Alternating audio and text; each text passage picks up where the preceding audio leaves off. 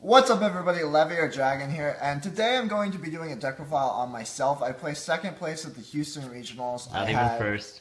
Not even first. I had 8 wins, 0 losses, and 1 tie. I only tied with the first place player. I'm not sure how they decided who got first and who got second, but I got second. Intentional draw, scrubs. What are you talking about? So, let's just get into the deck profile. So we've got 3 Nekroz of Brionac because it's obviously broken.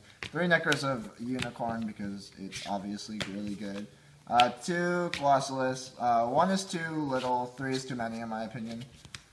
We've got 2 Valp. 3 is probably the correct number, but this is just a number that I liked. I think that 3 isn't too many or anything, but 2 was fine for me. I never really needed a third one. And I wanted more room in my deck for other stuff. Yeah, that card's pretty good. You're right. So 1 Nekroz of Trishula, because you have to run it, but I think 1 is just enough. Wait, man, I thought Trish was banned. Oh. I mean, I guess Konami decided to bring it back, but instead of bringing it off the ban list, they just printed a more broken version. Yeah! 1 Nekroz of Gungnir.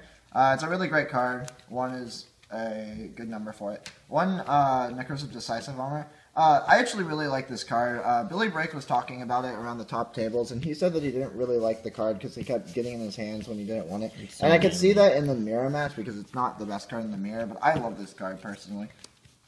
That's it for the Ritual Monster. Because it's really manly. Yeah, it's the biggest guy, so, and it pops back up. I like it. There's 3 Manju for consistency, pretty obvious. And I only ran 2 Senju because I wanted more room in my main deck for other text and stuff. But yeah, it was perfectly fine. I never really, like, you don't have to draw this card to make an amazing play, because you don't really have to go for Dijin plays all the time. So, I felt like this number was fine for me. And then, we got 2 of Shrit. This is pretty obvious, pretty standard. This card is amazing. I think 3 is too many, and 2 is the perfect number for it.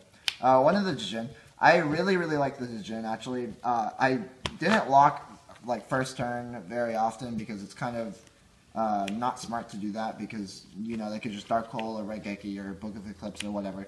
But I did it a lot around mid-game, and it's amazing once you've already wasted your opponent's resources, especially in the mirror match. And then we got 2 Maxi. This is one of the cards I was talking about where I cut the number of other cards to make room for these. I actually really like this card. It gives you the edge in the game 1 against Mirror, which I feel like is pretty important. I only lost 1 game 1 of Mirror, and I played against like 4 or 5 Mirrors. So I really like this card, and it's amazing against almost every deck. And then that's it for the monsters. For spells, we got 2 Collide, 2 Mirror, 2 Cycle. It's the right number. If anybody tries to tell you that there's a different number to do, then they're probably not correct. 3 Preparation of Rites, obvious. And we got 2 MSTs. This card should probably be a 3 of, but I didn't want to run 3 because I expected to play against a lot of mirrors, and also I wanted more room in my main deck.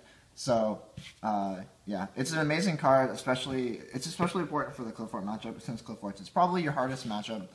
So, yeah, it's very important to run this card. And then the 1 Book of Moon. This was one of my favorite cards I ran. Book of Moon was really key at getting out of some of the Dijin locks, and also it just is an insanely versatile card. So I feel like it's pretty important in the format right now. And then I ran 2 Dark Holes and Raigeki. This card's broken. If anybody doesn't run it, they're stupid.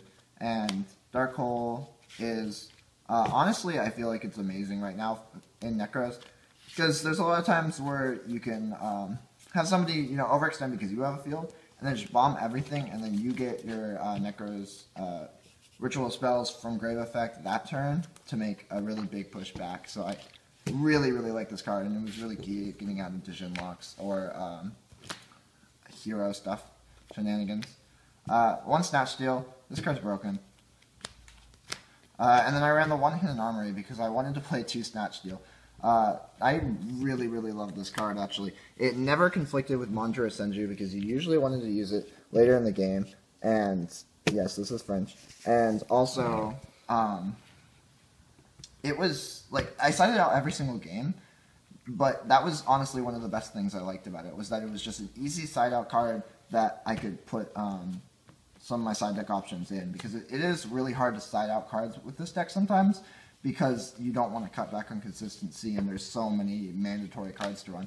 So this was honestly one of my favorite cards of the day. It gave me game 1 wins a lot, and yeah, it's an amazing card. And before we get into the extra side, what was like your favorite play that you made throughout the entire day of the event? My favorite play, it was probably against Mirror, where I did some shenanigans and made like, it was like turn 2, so like I maxied him turn 1 and got some cards, and then I like Trished, Valked, and like had a Manju, banished his Unicorn and stuff, and like made a really big push for a lot of damage, and then Valk tributed my 2 things, and I think I like overlaid or something for like a Diamond Dyer to pop a back row or something, and got rid of my entire field, and then he couldn't trish me back. So it was really key. It's really key in the mirror to make sure that they can't trish you, because usually the first player to get like a really big advantage off of trish wins. So Valk is one of the key cards in the mirror to make sure everything goes away so they can't trish you. And then like I set a Mind Crush as like a defensive card, so it was pretty amazing. So then yeah, for the extra deck, we go with Gaia Charger, or YuGiOh, and Exabeetle. Never made them, but you know they're there. Made a Cowboy for game once. Made Dweller a couple times. Made Level Chain like 4 times. Never made Exciton actually, but it's important. Never made Castel, which is weird, but it's really important. Made Diamond Dyer like once. Used Shooting Star to get 12s, but never did the combo like I said. But yeah, you have to have a 12. Never used the 11. Used the 10 2 times. Never used the 8. Use both of these often, obviously, and use this once to get Brio on field. Yeah, I ran one Ryu Sensei because it's hilarious. So yeah, just does my 6. So yeah, the extra deck is like pretty whatever. It's not that important as long as you have correct levels and a couple good rank 4s. You could run Dragon Master Knight, bro. Oh, as your 12 right. instead of Quasar. And these are obviously the most important cards. That's like literally the most important card in your extra. Then side deck, I ran 2 Denko Sekkas.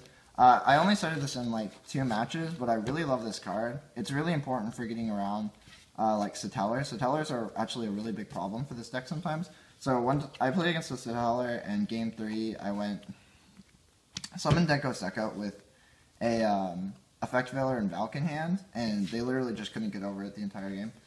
It was really amazing. I went like Summon Denko and Unicorn, so my Unicorn would just attack over anything that could kill Valk, and like I Veiler did Neb at one time, and then he just couldn't get around it. So then I also played the 3rd Max C.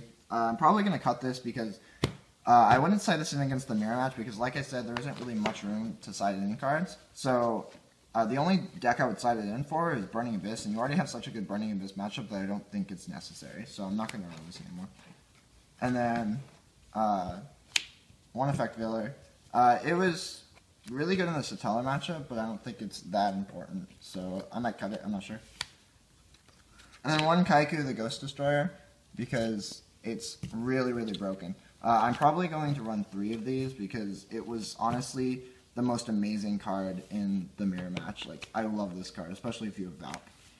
Oh my god, it's a pink dolphin! A pink dolphin has just emerged! I cannot believe what I have just witnessed! This is incredible, guys. Oh my god. So then I'm running the 3rd MST, obviously, for Clifford. It's just, like, self-explanatory. And then I'm running 2 Mind Crush. This card is amazing against mirror because, like I said, you can make Valk plays to push for damage, and then bomb everything to draw cards to make sure that they can't trish you back. And then if you set something like a Mind Crush, then you have a kind of defensive trap card that's easily usable, so you can't get trished. So I really like Mind Crush for the matchup. Just get rid of anything they Brio search. And then we've got the 2 Mirror Force. This is a really important card. I actually really, really love this card right now. It's another nuke to get rid of Djinn, so I feel like it's important to run. So I started in every Nekroz mirror, but I didn't draw it that often. And then I'm running 2 Vanity's Emptiness. This is really, like, I thought this would be a really important card for, like, Nekroz or, like, Burning Abyss, but Burning Abyss, like I said, you don't really have to side anything for. And against the mirror match, it's not honestly that important. Like, I'd rather just side the Mirror Force and the Mind Crush and like Kaiku, and that's it, because you don't have enough room to also side this. But yeah, I don't know. I might take it out. And then the last card, 3 Fairy Wind, because Cliff Arts are probably your hardest matchup. So it's important. I only played against like 1 Cliff Art though, and they're obviously really good.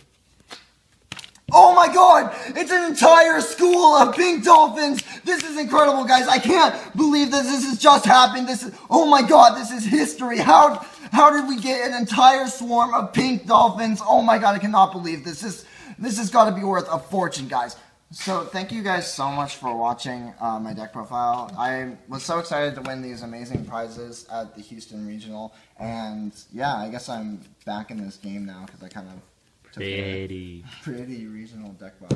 I kind of took a break, but yeah, I really like this deck. It's obviously the best deck, but I played it because it's a lot of fun and it's just really my style. It's a really Yo, Mermails! mix of control and aggro. So thank you so much for watching. Subscribe for more content and like this video. Thanks, guys. Bye.